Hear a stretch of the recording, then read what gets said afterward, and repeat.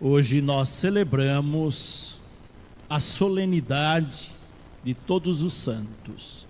Esta é mais uma solenidade, festa muito importante na igreja, que no calendário está no dia 1º de novembro, o dia que antecede ao dia de finados.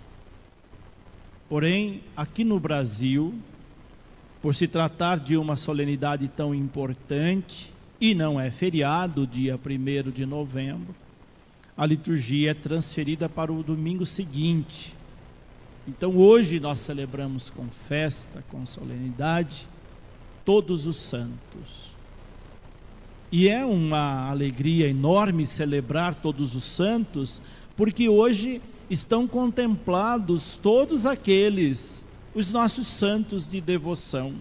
Mas não são somente estes santos que nós celebramos, porque quando falamos de Todos os Santos, logo nós lembramos dos santos canonizados, dos santos que já estão nos altares, dos santos que já adentraram a glória de Deus.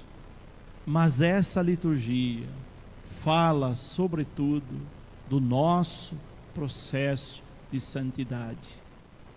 Todos nós fomos chamados à santidade.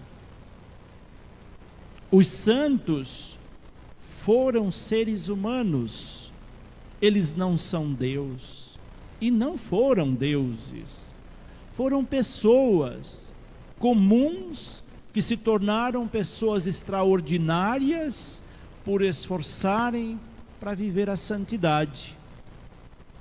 É muito bom ler sobre a vida dos santos, porque a gente aprende muito a também viver a santidade. Cada santo tem uma história em particular, história de sofrimento, história de um empenho enorme para configurar sua vida, a vida de Cristo. Foram seres humanos que não mediram esforços para alcançar a santidade. Por isso, eles são modelos para nós, são referências. Quando nós lemos sobre a vida de um santo, a biografia de um santo, ali a gente aprende muito sobre como ser santo. Como diz aquela passagem bíblica: sede santos como vosso Pai Celeste é santo. Então cada ser humano foi chamado a esse mundo à santidade. Mas às vezes nós desviamos do caminho da santidade, e são inúmeras as coisas, as situações que nos levam a desviar do caminho da santidade. Ser santo não é fácil. Santo é aquele que luta contra as tentações dia e noite, porque elas estão aí todos os dias, buscando nos desviar do caminho da santidade. Tropeçamos, caímos, mas é importante nos reerguermos e retomarmos o caminho da santidade. E assim, as leituras de hoje, elas vão nos mostrando como ser santo, como trilhar o caminho da santidade. Nós ouvimos a primeira leitura do livro do Apocalipse, que traz um pouquinho para nós sobre esse caminho de santidade, com essa linguagem figurada, cheia de símbolos. O Apocalipse vai mostrando para nós, através da figura de anjos que se levantam e vai dizendo para a humanidade: santo são todos aqueles que cuidam das coisas de Deus, que cuidam uns dos outros e que cuidam da obra da criação. Lá no versículo 3, nós vemos: Não façais mal à terra, nem ao mar, nem às árvores. Aqui está já uma dica para a santidade. Aqueles que cuidam do meio ambiente, aqueles que cuidam do planeta, nossa casa comum, como diz o Papa Francisco, está mostrando a sua parcela de santidade. Santidade é cuidar da obra da criação. O santo é aquele que não mede esforços para defender aquilo que Deus criou para o bem comum. E isso não é fácil. Há grandes interesses por trás de todas essas ações que os santos lutam para que sejam preservadas. Santo é quem cuida do outro, da vida do outro no bom sentido. Cuida da vida do outro para que o outro tenha vida em plenitude. Não cuida da vida do outro como alguém que fica esperando ver o que o outro faz para denunciar seus erros, no sentido de persegui-lo, mas cuida do outro para o seu bem-estar, para que o outro esteja bem. A leitura do livro do Apocalipse vai mostrar também que a santidade é estendida para todos. Todos aqueles que desejarem ser santo, não importa quem seja, pode alcançar a santidade. Por isso ele mostra pessoas de todas as raças e línguas, de todas as nações, e pasmem, de todas as religiões. A santidade é estendida para todo aquele que faz aquilo que Deus ensinou. Se somos pessoas boas, se somos pessoas de Deus, nós estamos no caminho da santidade. A santidade custa. A santidade é um caminho árduo, é um caminho cheio de pedras. Lá no final do livro do Apocalipse, aparece uma multidão vestida com vestes brancas. E ali aparece uma pergunta: mas quem são estes que trazem palmas na mão? A palma é o símbolo do martírio. Quando você vira um santo que tem uma palma na mão, aquele santo é mártir, foi martirizado. O mártir não precisa passar pelo processo de canonização dos outros santos. O martírio lhe dá a condição de santidade. Nós temos muitos santos mártires e eles não precisaram passar pelo processo de canonização, porque o martírio já lhe confere a santidade. Então, quando vocês virem uma imagem de um santo que traz uma palma na mão, aquele santo é mártir. E ali o livro do Apocalipse vai dizer: essa multidão vestida de branco e trazendo palmas na mão, são aqueles que alvejaram as suas vestes no sangue do Cordeiro.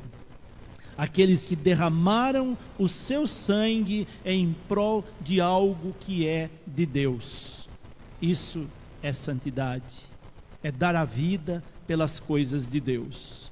Por isso o salmo que nós ouvimos, nós respondemos: é assim a geração dos que procuram o Senhor. A geração daqueles que procuram a santidade, daqueles que se esforçam para fazer a vontade de Deus. E a segunda leitura que nós ouvimos, um trecho da carta de São João, fala do grande presente de amor que Deus nos deu: sermos chamados de filhos de Deus. Aqui já está a maior prova de santidade que o ser humano traz dentro de si. Se alguém é filho de Deus, ele traz dentro de si uma parcela de santidade. Não importa quem seja, existe algum ser humano que não é filho de Deus? Todos nós somos. Portanto, naturalmente, nós trazemos dentro de nós uma centelha de santidade.